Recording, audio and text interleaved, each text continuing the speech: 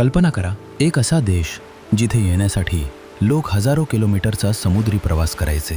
एक असा देश ज्याची श्रीमंती पाहून मोठमोठ्या साम्राज्यांची नजर त्याच्यावर टिकून राहायची.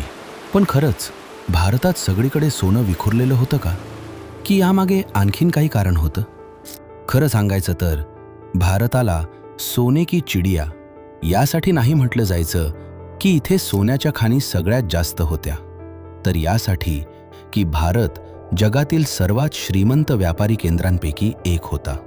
इथून मसाले, रेशीम, सुती कापड, हिरे, मौल्यवान रत्न आणि उत्कृष्ट पोलाद जगातील वेगवेगळ्या देशांमध्ये पाठवले जायचे.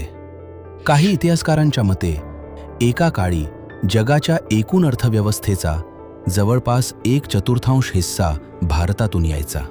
हेच कारण होतं की अरब व्यापारी, पोर्तुगीज, डच आणि शेवटी इंग्रजसुद्धा भारताकडे आकर्षित झाले.